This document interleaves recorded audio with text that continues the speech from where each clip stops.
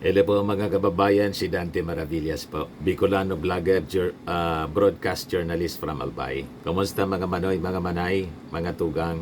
Ngayon, pag-usapan natin itong pinofloat mga kababayan ng isang political analyst na si Ronald Llamas na malamang daw mga kababayan in 2028 ang i-endorse na tumakbo sa pagkapangulo ng ating Pangulong Bongbong Marcos, si Leni Robredo.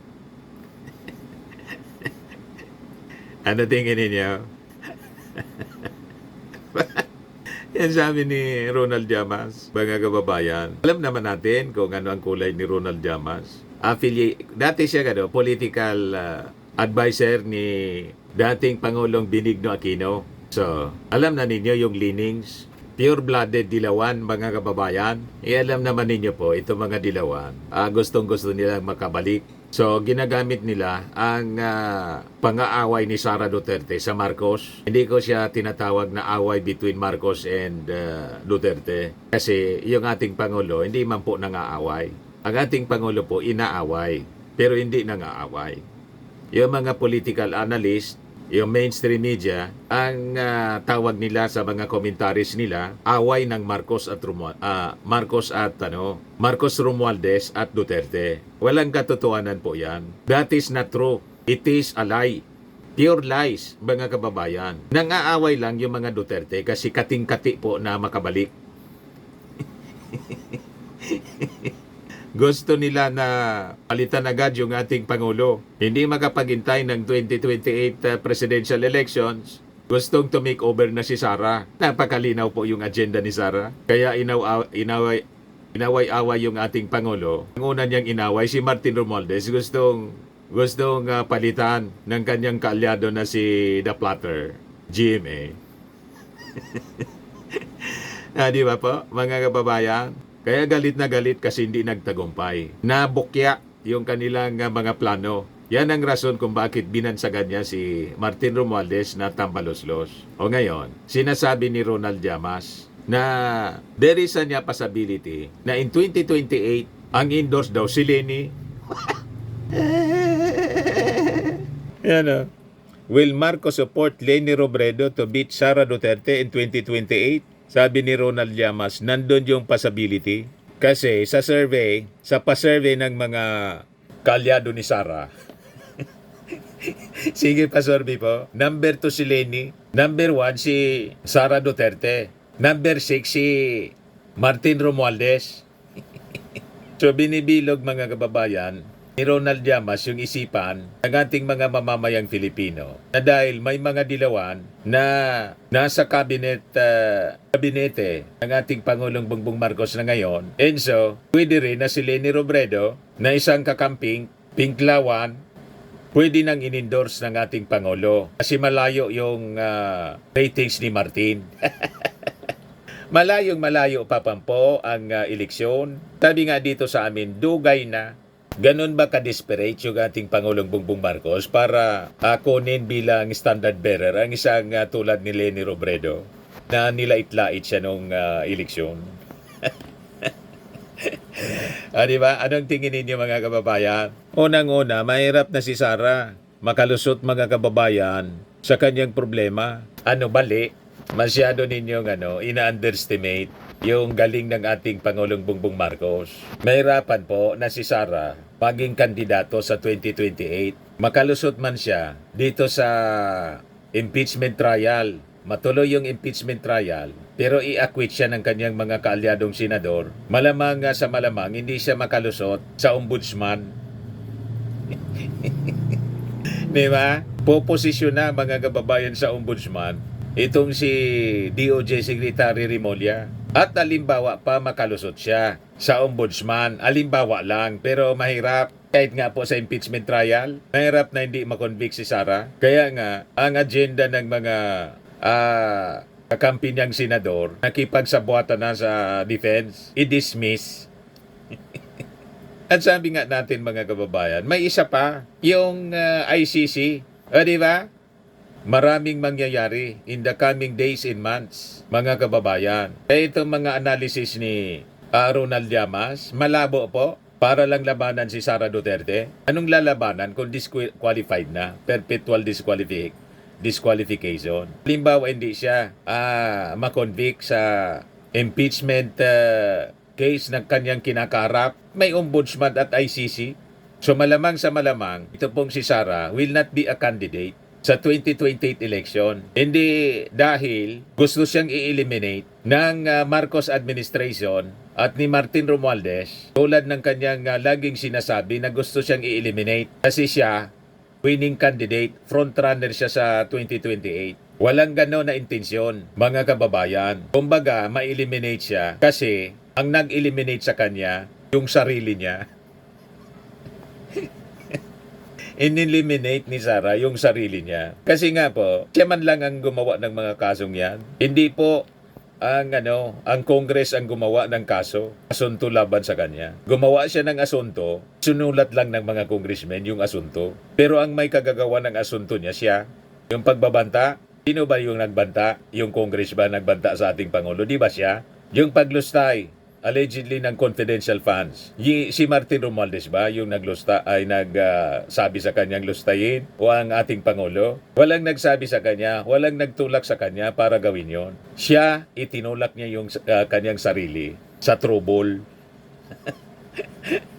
Hindi ba po, mga kababayan niya ang malinaw? Kaya lang, para pagtakpan yung kanyang mga maling ginawa, pinulitika niya, mga kababayan. Sinasabi niya palagi, politika ang rason. Bakit siya na-impeach? Kasi gusto siyang i-eliminate bilang kandidato, frontrunner sa 2028 presidential election. Ngayon, going back dito sa sinasabi ni sinasabi ni Llamas, malabo yata, sabi niya rito. Anyway, share ko sa inyo po.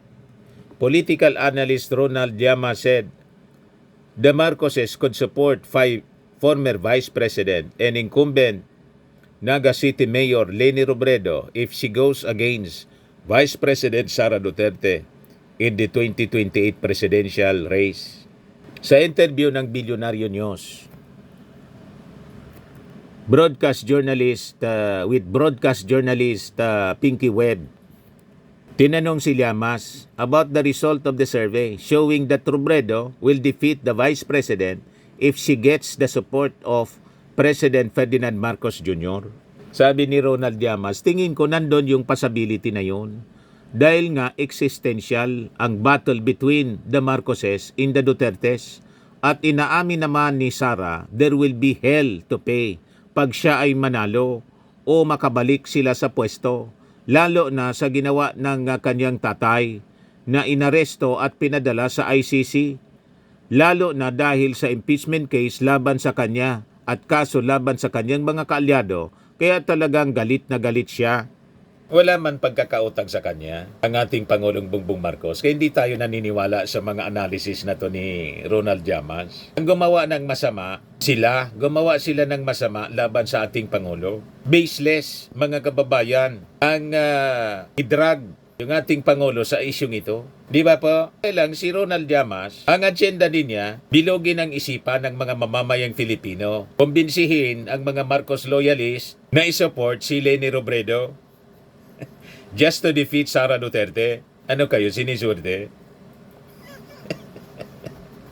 Di ba? Itanong natin sa ating mga Marcos supporters, payag po kayo na si Leni Robredo i-endorse ng ating Pangulo? Or revise natin yung tanong, naniniwala ba kayo na yung ating Pangulong Bongbong Marcos i-endorse ang isang Leni Robredo para lang talunin si Sara Duterte sa eleksyon at hindi makaganti si Sara Duterte sa kanyang banta na there will be hell to pay pag siya nakabalik? Gagawin ba yun ng ating Pangulo just to shield himself at gagamitin niya si Leni Robredo para lang matalo si Sara Duterte? Naniniwala kayo sa ganong uri na ang kwento? Malabong malabo, mga kababayan. Kaya lang sabi natin, gusto kasi ni Ronald Llamas bilogin yung isipan natin. Kasi ang agenda nila, makabalik sa pwesto yung mga dilawan. Wala man problema, di kumandidato kayo. Lahat man buwilo, libreng kumandidato. Pero yung gamitin ninyo, yung ating Pangulo para manalo yung dilawan na kandidato ninyo, malabo. Huwag kami, mga dilawan, alam na namin yung inyong ang likaw ng inyong mga bituka kung ano yung agenda ninyo. Yan sabi niya rito. At inaamin niya na hindi sila makakalimot at sila ay gaganti in no less than the President and the First Lady ay tinitreten niya. Kaya the Marcoses, kung wala silang kandidato, will definitely support a winnable candidate against Sara. Hindi yan malayo, sabi po ni Llamas. When asked by Webb who will be the viable replacement of Duterte if the Senate Impeachment Court convicts her, Llamas mentioned the names of Senators Robin Hood Padilla in Bongo. Kumandidato kayong lahat. Alangan man, yung ating administrasyon, mangangahoy na lang doon sa kalaban pa. O, diba? Mangangahoy sa kalaban para lang i-shield yung kanyang sarili. Para nga mangyari niyan, kumuha ng martilyo yung ating Pangulo para ipukpok sa kanyang sariling ulo. Yung mga dilawan, mga rabid dilawan po, mga anti-Marcos yan, gumaganon-ganon lang sila ngayon kasi natalo sila sa eleksyon. At konti na lang na ma-decimate silang lahat. Pasalamat kayo, may mga nanalo si Bam at si Kiko kasi kinampanya namin. O, diba? Kinampanya namin. Unang-una yung iba kasing mga nasa alyansa ng ating Pangulo tulad ni Tolentino, Duterte. Diba? Kaya sabi ko, imbis na iboto natin yung mga kaalyado ni Sara, ni Digong, iboto na lang natin yung mga dilawan. Anyway, pagka senador lang naman. Para masiguro, ang uupo, hindi na pro-Duterte. So at least nasingitan mga kababayan nang hindi pro-Duterte, nabawasan. Pero yun nga ang sinasabi natin. Bakit ba dismissal pa rin ang sinusulong nila sa impeachment case ni Sara Duterte na majority sa mga senador perceived allies of the Duterte na pwedeng i-acquit siya? Anong kinatatakot? Tama po yung ating mga analysis? Anyway, sabi ni Llamas, una ay yung flinote ni former Presidential Legal Counsel Salvador Panelo na kung sakaling ma-impeach si Sara Duterte ay si Robin Hood Padilla. Pero hindi ko siya nakikita na viable for presidency sa 2028. Si Bongo, tahimik lang. Pero alam natin na interesado siya, sabi ni Llamas. Si Bongo, baka siya yung viable para sa mga kasama nila. Kumandidatos lang kayong lahat, yung gustong kumandidato. Di ba? Pero hindi ninyo mabibilog ang ulo ng mga Marcos supporters. Alam namin kung sino yung iboboto, alam namin kung sino yung isushoot namin sa Inidoro. Di paramihan na lang tayo. Ano naman ang eleksyon? Paramihan ang boto. O ngayon, idagdag ko na lang ito mga kababayan kasi maganda itong balita. Yan po. Simi pa encourages more Filipinos to invest to Philippine capital market, sabi ng ating Pangulong Bongbong. Ano po itong SEMIPA? Ang SEMIPA, ito yung Republic Act number 12-214 or the Capital Markets Efficiency Promotion Act na naging effective siya simula ngayong July 1. It is designed to encourage every Filipino to invest their hard-earned money to build a better future, sabi ng ating Pangulong Bongbong Marcos. Ano yan, Mr. Maravillas? Paki-simplify. Capital market, yung stock market, tuturuan tayo ng mga Filipino. Maging mga stock investors. O di ba? Ako hindi man masyado familiar ng pag-invest sa stocks. Pero with this law, Public Act na pinasa ng Congress po, ang gusto ng ating Pangulong Bongbong, ang Pangulong Bongbong po kasi magaling sa negosyo. Gusto niya maturuan tayo na maging mga negosyante and investors. Kahit tayo mga ordinaryong Pilipino, yun lang ang pamamaraan para umangat tayo sa buhay. Maging investor rin tayo. O di ba napakaganda? So kailangan aralin natin ito. How to invest in stocks, in stock market. So malamang sa mga in the coming days, magiging massive yung education campaign para maturuan ang ordinaryong Pilipino. Encourage sila, okay pala ang mag-invest sa stocks. It would add sa earnings, sa kita ng bawat pamilyang Pilipino pag natutunan natin ang ganong uri ng pangangapital or investments. Yan po. Sabi ng ating Pangulo, sa ginawa niyang special bell ringing sa Philippine Stock Exchange Tower sa Bonifacio Global City, Taguig City kanina, to mark the effectivity of the law, he stated that the act niya, itong batas na to allows Filipinos to be true participants in the nation's economic growth. Itong reform anyang ito is not just for the well-off, yung mga mayayaman na, and for the professionals, for the stock traders. It is for every Filipino who dreams of better financial security. Napakagaling ng ating Pangulo. Ayaw niya na yung mga mayayaman lang ang lalo pang yumaman. Yung mga mayayaman, yumaman kasi mga investor sila, mga negosyante sila. Mindset sila ng mayaman. Mindset silang negosyante. Kaya napakaraming mahihirap na mga Filipino kasi hindi naturuan mag-invest. Wala silang tinatawag na financial literacy. Yan ang problema sa atin eh. Hindi niya lang ito sa mga well-off at mga professionals. Kailangan na niya, ordinaryong Pilipino, magkaroon din ng pagkakataon na makapag-invest sa stock market para naman magkaroon sila ng magandang financial security. It empowers the small business owner niya, the young professional in the overseas Filipino worker, to start investing their hard-earned money to build a better future. Paliwanag ng ating Pangulo that the timely and strategic tax reform redefines and transforms how Filipinos invest, build, and grow their hard-earned savings. Ang nangyayari kasi po, after retirement, yung pension, doon na lang nagiging dependent. Yung mga ordinary Filipino, yung pension nila, kulang man, nasasadlak sila mga kababayan sa kahirapan. Kaya talagang dapat turuan bawat Filipino, mabigyan din, hindi lang turuan, mabigyan ng pagkakataon na kumita sa pamamagitan ng investments. Turuan dapat ang bawat isa sa atin para maging parte ng capital market. So ito, sabi rito, under the CIMIPA, for a first-time investor buying 10,000 worth ng stock, this means paying 10 pesos in tax instead of 60 pesos. Babawasan nila. This will encourage more Filipinos to invest in our capital market. Bababaan nila ng gobyerno yung charge na tax. So according to Marcos, the law also removed the documentary stamp tax on mutual funds and unit investment trust funds, investment tools widely used by young professionals and middle-class savers.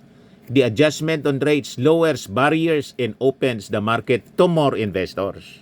So magiging very attractive para sa ordinary Filipino na mag-invest mga kababayan sa stock market. So magiging kahit ordinaryo tayo, hindi man tayo multi-millionaire or billionaires mga kababayan, makakasanayan na natin with this law ang maging investor na rin sa stock market.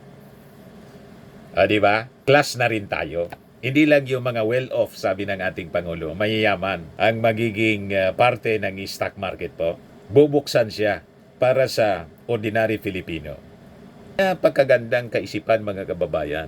So sabi ng ating Pangulo, from now on until 2030, CIMIPA is projected to generate over 25 billion pesos in net revenue, a substantial sum that can help fund the building of roads, bridges, hospitals, schools, other social safety net programs as well. Yan po yung ating Pangulo. Nanguna siya sa bell ringing doon sa Philippine Stock Exchange Tower sa BGC. Pakinggan natin yung mensahe ng ating Pangulong Bongbong. First-time investor buying a 10,000 peso worth of stock, this means paying 10 pesos in tax instead of 60. This will encourage more Filipinos to invest in our capital markets. This law also removed the documentary stamp tax on mutual funds and unit investment trust funds, investment tools widely used by young professionals and middle-class savers.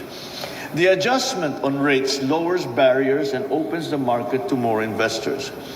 Additionally, we have introduced a uniform final tax rate of 20% on interest income. This simplifies compliance, removing confusion, and in a way, leveling the playing field. This law also offers incentives for companies that help employees save for their retirement. Private employers that match or exceed their workers' contributions to the Personal Equity and Retirement Accounts, or PERA, are now entitled to an additional 50% tax deduction on their actual contributions. And at the same time, CIMEPA removes certain exemptions to enhance fairness in our tax system. Government-owned or controlled corporations are now generally subject to the same passive income taxes as other institutions. From now until the year 2030, CIMEPA is projected to generate over 25 billion pesos in net revenue, a substantial sum that can help fund the building of roads, bridges, hospitals, schools, other social safety net programs as well. But beyond revenue, CIMEPA reinforces confidence. It shows that our financial system is becoming more equitable and structured for long-term stability. So let's be clear. The reform is not just for well-off and for the well-off and for the professionals, for the stock traders. It is for every Filipino who dreams of better financial security. It empowers the small business owner, the young professional, the overseas Filipino worker to start investing their hard-earned money to build a better future. Mga kita natin mga kababayan sa ating hanap buhay, hindi lang natin itatabi sa mga bangko. Pwede na tayo na mag-invest sa stock market. Di ba? Tuturaan tayo ng ating gobyerno mismo. Siguro, kasi ngayon pa lang yung effectivity ng batas, ang mga susunod na activities niyan, magkakandak sila ng mga seminars about how to invest in stock market. Di ba? Napakaganda. So tayong lahat, kahit ordinaryong empleyado, magiging investor na rin. Stock investor na rin. Sosyal. Di ba pa? Napakaganda na mga programa ng ating Pangulong Bongbong Marcos. Abangan natin ito. Update ko po kayo mga kababayan ng mga developments kasi ngayon pa lang ito, launching ito mga kababayan kasi effectivity ng batas ngayong araw na ito pa lang po. Okay po mga kababayan, yan ang bagong Pilipinas po. Sa mga naghanap ng malinis and spacious fitness gym, pumunta lang po kayo sa aming Colossal Fitness Gym. We also offer Grab Car Rental with our brand new 2023 model ng Toyota Innova. We also accept booking for those who are planning to travel via PAL, Cebu Pacific, and other airline companies, local and international, and bills payment for Meralco Bills, PLDT, Aleco Bills, etc. Ang Colossal Fitness Gym is located at 3rd floor Security Bank Building, Lanco Business Park, Legazpi City, Albay. For inquiries, look for Chilon Maravillas. Contact number 0966-802-0949. Yan yung aming Innova. Lagi na pong matao sa amin. Pati mga foreigners po, tingnan ninyo. Mga British tourists sila. Ang lalaki ng katawan na, mga kababayan, nag-gym sa amin. Ito naman po, Indian National. Ito mga mga European sila. Ito naman yung bago naming product na binibenta online, iGlow Serum. Whitening po siya galing sa South Korea. Tingnan ninyo yung epekto sa aking anak na architect entrepreneur, Riz Maravillas. For inquiries, look for Riz Maravillas on FB. Ito naman po, Firmax Firming and Lifting Cream. Pinapahid po ito sa mga pulses and affected area. Mahina po ito sa mga pains at paninigas na mga kasukasuan. Ito po, Automax Radiant Serum. Sa mukha naman yung application. Anti-aging po siya. You will look 10 years younger than your age. Sa mga cancer patients naman po, baka lang gusto ninyo itong itry. Nengxia Red Mix Fruit Drink. Hindi man po siya gamot, food supplement siya. Kaya lang, gawa siya mga kababayan sa goji berry. Yung goji berry may anti-cancer properties. Ito naman yung bago naming product na binebenta online. I Am Worldwide Amazing Pure Organic Barley Powdered Drink Mix from Australia. Endorsed by Maritoni Fernandez po, cancer survivor. Ang mga health benefits niya, boost immunity, improves digestion, enhances energy levels, packed with antioxidants, prevent cancer. Sa mga inquiries ninyo, dumiretso na lang kayo sa messenger ng aking anak, Riz Maravillas. Sa mga mahilig po sa mga imported bags, message ninyo si Ma'am Eileen Rosales, Eileen Closet, nakabase siya sa Amerika. Yan po siya mga kababayan. Oh. I-message niyo na lang po.